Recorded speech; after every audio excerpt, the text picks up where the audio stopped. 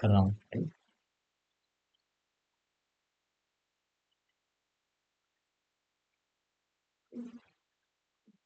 जय हिंद बच्चों। आप सभी बच्चों का प्राइम क्लासेस चैनल पर स्वागत है बेटा। देखिए, पिछले सीरीज में हम लोगों ने स्टैटिक जीके के एक इम्पोर्टेंट टॉपिक किया था जो कि था सुपरलेटिव्स इन इंडिया। आज भी हम लोग फिर से जो स्टैटिक के ऊपर इम्पोर्टेंट टॉपिक्स हैं, 2 से 3 टॉपिक्स वो कवर करेंगे जो कि आपके एग्जाम में पूछे जाते हैं, ठीक है।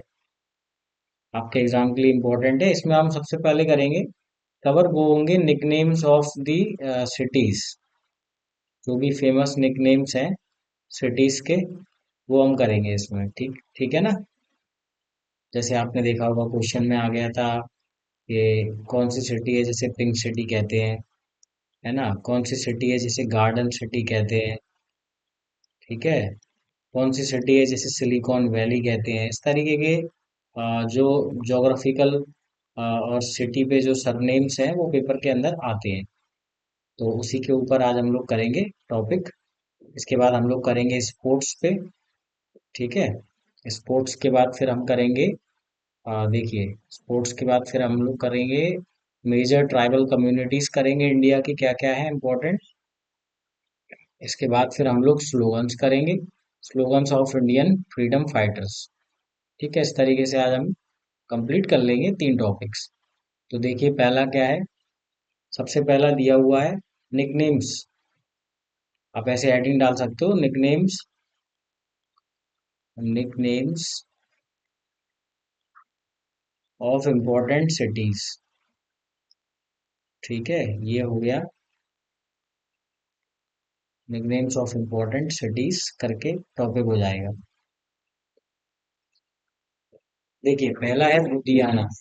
लुधियाना जो कि आपका कहाँ पड़ता है, पंजाब में। लुधियाना से आप क्या याद कर सकते हैं, ये नॉर्थ का मैनचेस्टर है। मैनचेस्टर ऑफ द क्या है, नॉर्थ है। वैसे अगर इंडिया का मैनचेस्टर जैसे पूछते हैं तो हम लोग बोलते हैं अहमदाबाद, ठीक है। लेकिन अगर नॉर्थ का पूछेंगे, नॉर्थ इंडिया का, तो उस केस में आपको क्या बोलना है, उस केस में आपको बोलना है लुधियाना, ठीक है। Ludhiana is the Manchester of India, क्योंकि मतलब यहाँ टेक्सटाइल का काम होता है, कपड़ों का, ठीक है, टेक्सटाइल का। फिर है भुवनेश्वर। भुवनेश्वर जो कि किसकी कैपिटल है, उड़ीसा की। इसको क्या बोलते हैं, temple city of India. Temple city of India के नाम से ये फेमस है, ठीक है। इसके साथ साथ टेम्पल सिटी में हम लोग वाराणसी को भी बोल देते हैं, है ना। सिटी ऑफ टेम्पल्स देखिए, उज्जैन को भी बोलते हैं। तो ऐसा हो सकता है कि कुछ 2-3 सिटीज के एक कॉमन निकनेम्स भी हो सकते हैं। कॉमन निकनेम्स हो सकते हैं 2 से 3 सिटीज के, ठीक है। तो जैसा ऑप्शन होगा उस हिसाब से फिर आप आंसर करिएगा ऐसे क्वेश्चंस के अंदर। तो भुवनेश्वर हमारा हो गया टेम्पल सिटी ऑफ इंडिया। फिर पड़ता है ये कटक। ये भी उड़ीसा में ही है। इसको क्या बोलते हैं, सिल्वर सिटी ऑफ इंडिया, ठीक है। कहीं ना कहीं यहाँ पे सिल्वर का यानी चांदी का अच्छा काम होता होगा, इसलिए इसको बोलते हैं सिल्वर सिटी। यहाँ ज्यादा प्रोड्यूस होती होगी सिल्वर। और सिल्वर से हमें ये भी पता है कि सिल्वर क्या है, सबसे बेस्ट कंडक्टर है इलेक्ट्रिसिटी का। बेस्ट कंडक्टर किसका है, ऑफ इलेक्ट्रिसिटी, ठीक है बच्चों। अगला दिया है बेटा कोहिमा। कोहिमा जो कि किसकी कैपिटल है हमारी, नागालैंड की, ठीक है। जो कि है आपका लैंड ऑफ फेस्टिवल के नाम से फेमस है। फिर है एजोल। एजोल किसकी कैपिटल है, आइजोल, है ना। ये आपकी किसकी कैपिटल है, मिजोरम की, ठीक है। इसको कि हम क्या बोलते हैं, लैंड ऑफ हाईलैंडर्स, ठीक है। हाईलैंडर्स, लैंड ऑफ हाईलैंडर्स, मतलब यहाँ पे काफी हाई, ऊंचे ऊंचे क्या है आपके, प्लेट्यू हैं, या आप कह सकते हो बहुत ऊंचे ऊंचे आपके हिल्स हैं, हिल टॉप वगैरह है, ठीक है बेटा। पहाड़ियां हैं, है ना। फिर है शिलोंग। शिलोंग किसकी कैपिटल है, मेघालय की। ये बहुत ही इंपॉर्टेंट है शिलोंग वाला। इसको हम लोग क्या बोलते हैं, स्कॉटलैंड बोलते हैं ईस्ट का, ठीक है। ऐसे जो भी होते हैं ना, ईस्ट का स्कॉटलैंड, पेरिस हो गया, है ना। इंडिया में पेरिस किसको बोलते हैं, स्विट्जरलैंड किसको बोलते हैं, ये बहुत इंपॉर्टेंट रहते हैं, ठीक है। तो इस तरीके के जरूर आपको याद करना है अच्छी तरीके से, है ना। तो स्कॉटलैंड ऑफ द ईस्ट किसे कहते हैं, शिलोंग को। फिर हो गई बेटा मुंबई। मुंबई को हम लोग काफी नामों से जानते हैं, लेकिन यहाँ पे जो दो दिए इम्पोर्टेंट वाले वो ये है, एक तो है सिटी ऑफ ड्रीम्स, है ना, सपनों की नगरी बोलते हैं हम, मुंबई नगरिया। और दूसरा है फाइनेंशियल कैपिटल ऑफ इंडिया। क्या बोलते हैं इसको हम लोग? फाइनेंशियल कैपिटल ऑफ इंडिया बोलते हैं। ठीक है, क्योंकि यहाँ पे हमारा स्टॉक मार्केट भी है ना, और रिजर्व बैंक ऑफ इंडिया जो कि सबसे बड़ी बैंक है ना, बैंकर्स बैंक उसका भी हेडक्वार्टर है। ठीक है, तो यहाँ पैसे से संबंधित और काफी सारे इंडस्ट्रीज हैं, बिजनेस टाइकून्स यहाँ रहते हैं, इसलिए इसको हम लोग क्या बोलते हैं? फाइनेंशियल कैपिटल ऑफ इंडिया बोलते हैं। अगला है बच्चों पुणे। पुणे को हम लोग बोलते हैं ऑक्सफोर्ड ऑफ द ईस्ट, यानी यहाँ पे काफी अच्छी पढ़ाई लिखाई है, ठीक ऑक्सफोर्ड की तरह, ऑक्सफोर्ड यूनिवर्सिटी की तरह, इसलिए हम लोग इसे ईस्ट का क्या बोलते हैं? ऑक्सफोर्ड बोलते हैं। ठीक है, महाराष्ट्र में पड़ता है पुणे, है ना बच्चों। फिर हो गया आपका पणजी। तो पणजी बेटा, पणजी किसकी कैपिटल है? आप लोग कमेंट बॉक्स में बताइए पणजी किसकी कैपिटल है। और पणजी को हम क्या बोलते हैं? रोम बोलते हैं ईस्ट का। क्यों बोलते हैं रोम इसको? क्योंकि इटली का जो शहर रोम है, वहां पे चर्चेस बने हुए हैं। ठीक है, चर्च बने हुए हैं, और उसी तरह के खूबसूरत चर्च जो है वो गोवा के अंदर भी है। गोवा की कैपिटल है पणजी। पोर्चुगीज जो थे वो गोवा में रहा करते थे, तो उनके टाइम में काफी सारे चर्च जो है बनाए गए। तो हमारे यहाँ इस शहर को, पणजी को, एक तो क्या जानते हैं हम लोग? रोम ऑफ द ईस्ट। और जैसे अगर गोवा की पूरी बात करें तो हम उसे बोल देते हैं कि इस सिटी, मतलब जो आपका स्टेट है, ये चर्च के लिए बड़ा ही फेमस है। ठीक है, चर्चेस के लिए। चलिए, चर्च जो कि होली आपका साइट हो जाता है, प्लेस हो जाता है किनका? क्रिश्चियंस का। ठीक है ना बच्चों। फिर है इंदौर बेटा। तो इंदौर देखिए हमारे मध्य प्रदेश में पड़ता है, जो कि सबसे क्लीनेस्ट सिटी है ना। क्लीन मतलब इंडिया में सबसे ज्यादा साफ सफाई का जो ध्यान रखा जाता है वो रखा जाता है इंदौर में। और ये देखिए क्लीनेस्ट सिटी ऑफ इंडिया के नाम से फेमस है, बहुत इंपॉर्टेंट होगा ये भी। फिर है भोपाल बेटा। ये वाले ना पेपर में भी आ चुके हैं कि भोपाल को हम क्या बोलते हैं? सिटी ऑफ लेक्स बोलते हैं। उज्जैन को हम बोलते हैं सिटी ऑफ टेम्पल्स। बेंगलोर को हम क्या बोलते हैं? सिलिकॉन वैली ऑफ इंडिया बोलते हैं, है ना, सिलिकॉन वैली ऑफ इंडिया। ये तो हम लोग कई बार पढ़ भी चुके हैं पेपर में। ठीक है, तो जब हम करते हैं प्रैक्टिस तो उसमें भी कई बार ये क्वेश्चन देखने को मिलता है। फिर है बेटा मैसूर। मैसूर जो आपका कर्नाटका में पड़ता है, इसको बोलते हैं सिटी ऑफ पैलेसेस। ठीक है, city of palace. City of Joy किसे बोलते हैं? सिटी ऑफ जॉय, है ना। आप बच्चों को अगर और भी ज्यादा निकनेम्स पता है तो आप कमेंट बॉक्स में लिखिएगा जरूर। ठीक है, और भी जो निकनेम्स आपको पता है वो आप लिखिएगा जरूर से कमेंट बॉक्स में। फिर है बेटा सूरत। सूरत को हम लोग क्या बोलते हैं? यहाँ पे डायमंड का बहुत काम होता है, इसलिए हम इसे बोलते हैं diamond city of India. Very very important, है ना, ये भी काफी इंपॉर्टेंट है सूरत वाला, ये आप याद कर सकते हो। इसके बाद आपका जमशेदपुर हो गया बेटा, ये झारखंड में पड़ता है। यहाँ स्टील का फैक्ट्रीज है, स्टील मैन्युफैक्चर होता है, इसलिए इसे बोलते हैं स्टील सिटी ऑफ इंडिया। फिर हो गया आपका धनबाद।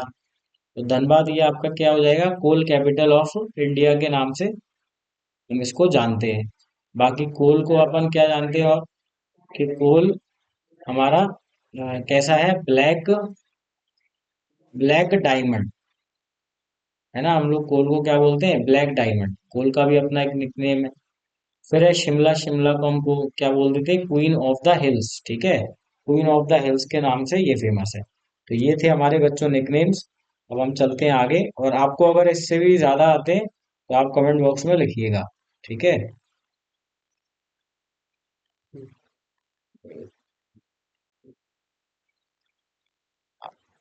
अब देखिए अगला टॉपिक है list of the countries and national sports. तो यहाँ पे कंट्रीज और उनके नेशनल स्पोर्ट्स के बारे में हम बात करेंगे। ठीक है, तो देखिए यहाँ पे कौन कौन सी कंट्रीज दी हुई है। पहली है अफगानिस्तान। आप जिस जिस कंट्री की भी आपको कैपिटल और करेंसी याद है वो आप कमेंट बॉक्स में लिखिएगा। ठीक है, कैपिटल करेंसी, इससे हमारा ये भी रिवीजन हो जाएगा। तो अफगानिस्तान की बात करें तो यहाँ पे बुजकाशी खेला जाता है, ये फेमस गेम है यहाँ का। अंगुइला, अंगुइला भी एक देश है, इधर पे बोट रेसिंग होती है, बट उतना इम्पोर्टेंट नहीं है आपके लिए। अर्जेंटीना आपके लिए इम्पोर्टेंट है। ठीक है, अर्जेंटीना की भी आप कैपिटल करेंसी लिखना। यहाँ पे खेला जाता है पार्ट में। इसके बाद जो ऑस्ट्रेलिया है, ठीक है, तो जो कि कंगारू के लिए फेमस होता है, हम जानते हैं, और एकमात्र कॉन्टिनेंट एंड कंट्री है। यहाँ पे नेशनल गेम क्या है, क्रिकेट है। और बांग्लादेश, ठीक है, जो कि हमारी नेबरिंग कंट्री भी है, यहाँ पे कौन सा नेशनल गेम है, कबड्डी है। इसमें कितने प्लेयर्स होते हैं गेम्स में, वो भी बताइएगा, किस गेम्स में कितने प्लेयर होते हैं। लाइक कबड्डी में हमारे कितने होते हैं, ठीक है, कबड्डी में आप लिखिएगा, और क्रिकेट में लिखिएगा, और ठीक है ना। देखिए यहाँ पे बारबाडोस दिया हुआ है, इधर भी क्रिकेट है, इनका भी नेशनल गेम क्रिकेट हो गया। फिर एक कंट्री है बरमूडा, बरमूडा का भी क्या है, नेशनल गेम क्रिकेट ही है। अच्छा, ये भूटान बड़ी इंपॉर्टेंट है। जो जो नेबरिंग कंट्रीज हैं, इनके जरूर पता होना चाहिए, नेबरिंग कंट्री के, ठीक है, इनके आपको पता होना चाहिए। नेशनल गेम्स भी, नेशनल एनिमल वगैरह भी पता होना चाहिए। तो भूटान का क्या हो जाएगा बेटा, ये हो जाएगा आर्चरी। ठीक है, इसके बाद है ब्राजील, तो ब्राजील का भी क्या है, फुटबॉल है। और फीफा में सबसे ज्यादा जीतने वाली कंट्री भी ब्राजील ही है। ठीक है, इन सब कंट्रीज का जिसका मैं पूछता जा रहा हूँ, आपको इनकी कैपिटल और करेंसी भी बताना है। फिर है बुल्गारिया, बुल्गारिया का क्या है, तो इसका है वेट लिफ्टिंग, ठीक है ना, बुल्गारिया। फिर है कनाडा, कनाडा के बेटा दो गेम है, एक तो समर में खेला जाता है लैक्रोस, और एक विंटर में खेला जाता है आइस हॉकी। ठीक है, और सबसे लंबा मतलब बॉर्डर लगता है, कोस्टल बॉर्डर इसका, और सेकंड सबसे बड़ी कंट्री है ना कनाडा, सेकंड बिगेस्ट क्या है ये कंट्री है आपकी। फिर साहिल का देखो चलेगा, इसका क्या है, रोडियो है गेम, रोडियो। चाइना का क्या है, तो देखो यहाँ पे टेबल टेनिस है इनका, ठीक है, टेबल टेनिस चाइना का।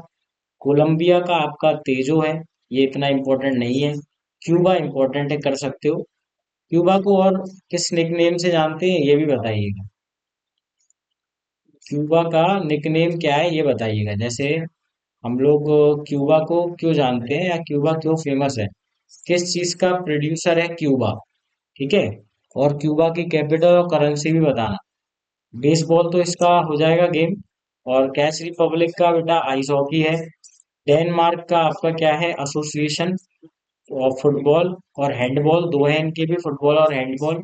और इंग्लैंड का क्या है, क्रिकेट है, ठीक है। इंग्लैंड तो खैर जन्मदाता भी है क्रिकेट का। चलिए अब आगे चलेंगे दूसरे टॉपिक पे। तो अगला टॉपिक हमारे पास है major tribal communities in India. तो देखो वैसे तो हमने इसको कवर किया है, बट यहाँ पे हम मेजर मेजर जो बहुत ही इंपॉर्टेंट है, मोस्ट इम्पोर्टेंट, सिर्फ उनको ही कंप्लीट करने की कोशिश करेंगे, ठीक है, कम टाइम में। देखिए पहली कम्युनिटी है गोंड, ठीक है। ये सेकंड सबसे बड़ी, largest, second largest tribal community है गोंड। ये हमारी सेंट्रल इंडिया में, मध्य प्रदेश में और छत्तीसगढ़ में आपकी रहती है। दूसरी है संथल। इस कम्युनिटी से अभी हमारी क्या है, प्रेसिडेंट है, प्रेसिडेंट, ठीक है। आप बताइए कौन है प्रेसिडेंट का, कमेंट बॉक्स के अंदर। और वाइस प्रेसिडेंट भी बताइए कौन है, ठीक है, वाइस प्रेसिडेंट। चलो, तो संथल कम्युनिटी से हमारे प्रेसिडेंट भी है। ये कहाँ रहती है संथल कम्युनिटी, ये झारखंड, वेस्ट बंगाल और उड़ीसा में रहती है बेटा। इसके बाद है भिल, भिल जो कि सबसे बड़ी कम्युनिटी है ट्राइबल में, है ना, सबसे बड़ी है। ये हमारे इधर रिसाइड करती है, राजस्थान, गुजरात और मध्य प्रदेश में। इसके बाद है मुंडा, है ना, मुंडा ट्राइबल, जिसमें हमारे एक फ्रीडम फाइटर भी हैं बहुत इम्पोर्टेंट, जिनको हम लोग पढ़ते हैं। उनका नाम था बिरसा मुंडा, ठीक है, बिरसा मुंडा। ट्राइबल्स के लिए एक मतलब देवता कह सकते हो आप, ठीक है। और मुंडा ट्राइब आपकी झारखंड, उड़ीसा और वेस्ट बंगाल में आपको मिलेगी देखने के लिए।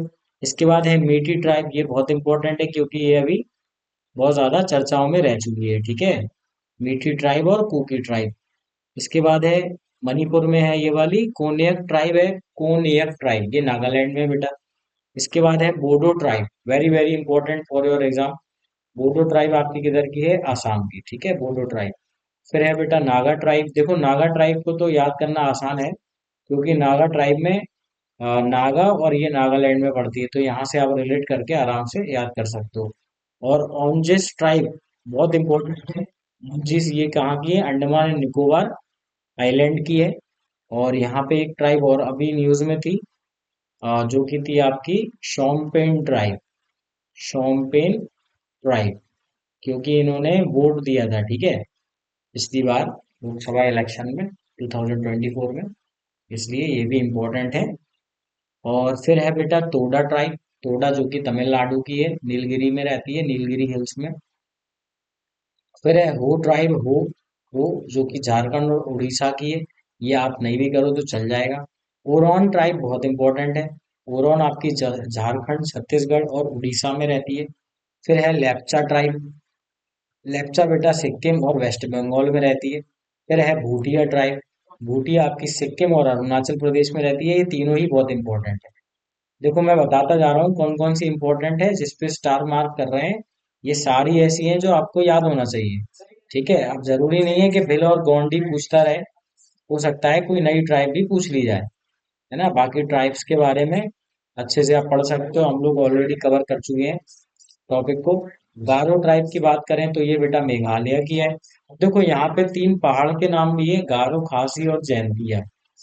तो उसी से आप याद कर सकते हो, गारो, खासी, जैंतिया से, कि यहाँ पे इसी नाम की तीन ट्राइब्स रहती हैं, ठीक है, मेघालय में। और मेघालय से एक और क्वेश्चन याद कर सकते हो, यहाँ एक प्लेस पड़ती है मौसाइनेरम। मौसाइनेरम, जहाँ सबसे हैवीएस्ट रेनफॉल होती है वर्ल्ड में, ठीक है, सबसे हैवीएस्ट रेनफॉल होती है पूरी दुनिया में, सबसे ज्यादा बारिश होती है यहाँ, ठीक है। इसके बाद है खासी ट्राइब, ये भी मेघालय की है। अंगामी ट्राइब बहुत इंपॉर्टेंट है, अंगामी, ये नागालैंड की है। और देखो नागालैंड की एक ऊपर भी करी थी हम लोगों ने, कौन सी थी? नागा ट्राइब। फिर है बेटा ढिमसा ट्राइब, ये भी इंपॉर्टेंट है। ढिमसा किसकी है? आसाम और नागालैंड की। उसके बाद है कोल ट्राइब। कोल ट्राइब किसकी है? मध्य प्रदेश। और ये आप ना करो तो कोई दिक्कत नहीं है, ठीक है, लेकिन जितनी स्टार मार्क है ये सारी आपको याद होना ही चाहिए, ठीक है ना। चलिए अब अगला टॉपिक हम कवर कर लेते हैं, जहां से भी काफी क्वेश्चन देखने को मिले हैं प्रीवियस ईयर पेपर्स के अंदर। देखिए हम वही टॉपिक्स कवर करेंगे जिनसे क्वेश्चन बनते हैं, ठीक है।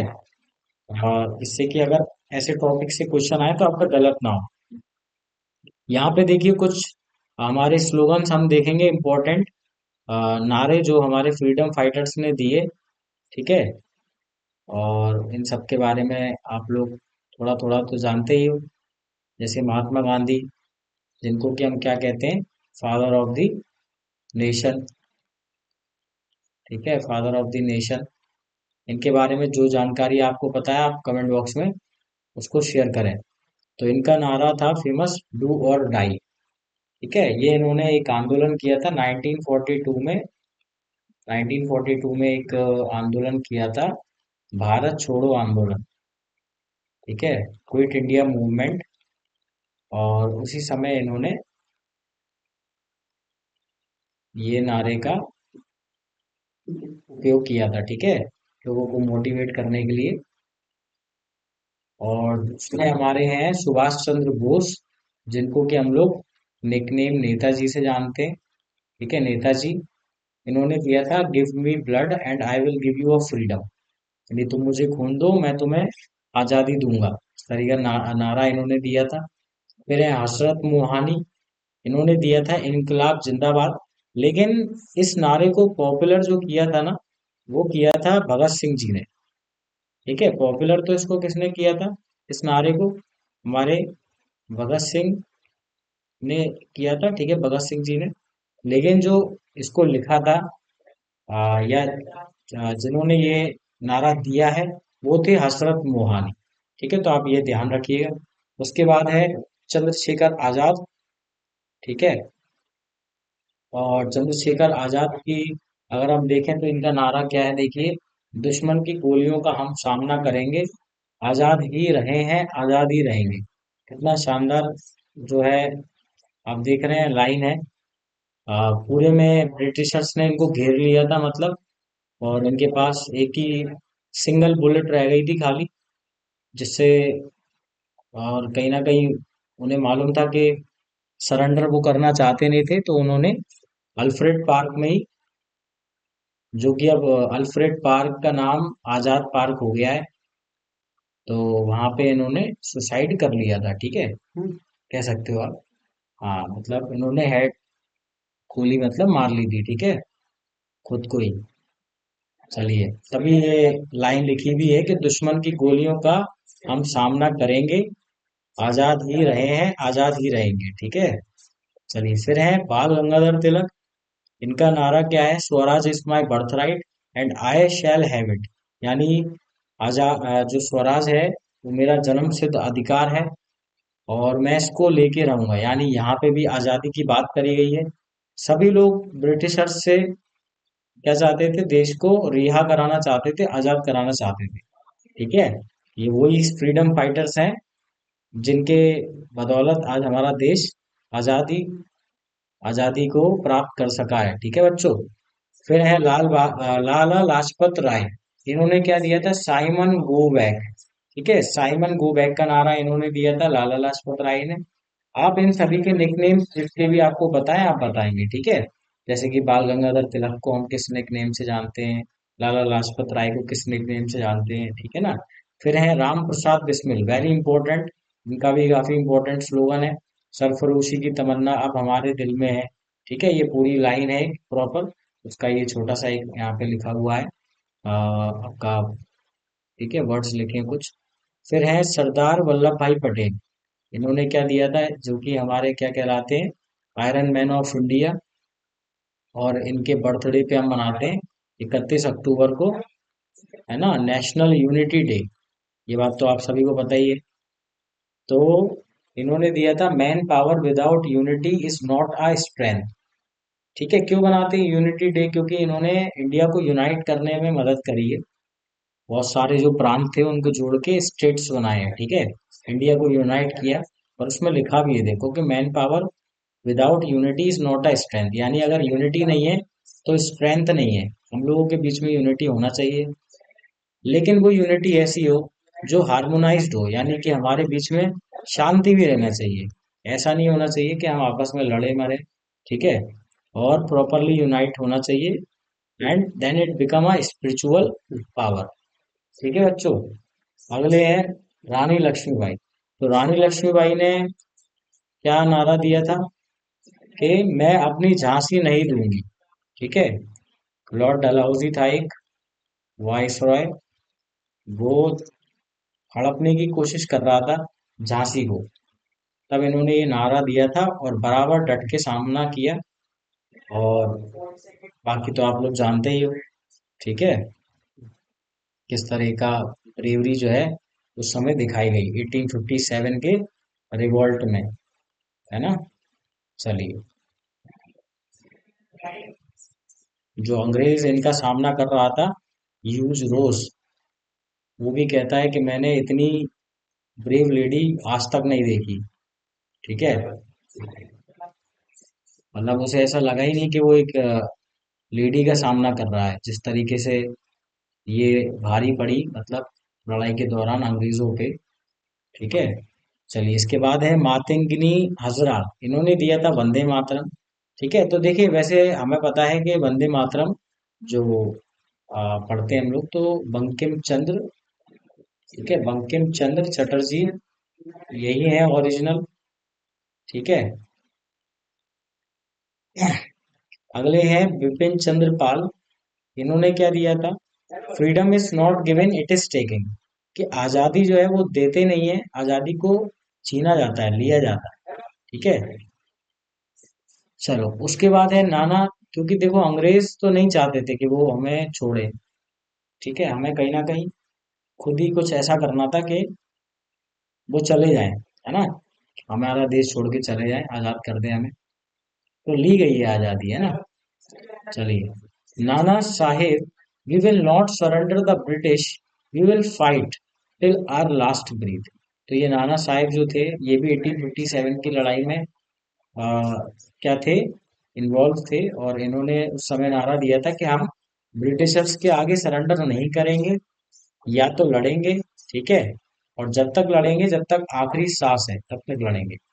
देखिए ये सारे इम्पोर्टेंट आपका स्लोगन्स भी हो गए। अब आप इन सभी टॉपिक्स को दोबारा से रिवाइज करेंगे, ठीक है बच्चों? और रिवाइज करेंगे आप लोग सभी लोग, और वीडियो को दोबारा से देख सकते हो जिससे कि आपका रिवीजन हो जाए। ठीक है, तो फिर हम अगले टॉपिक के साथ फिर से मिलेंगे वापस। तब तक के लिए जय हिंद, जय भारत, जय प्राइम।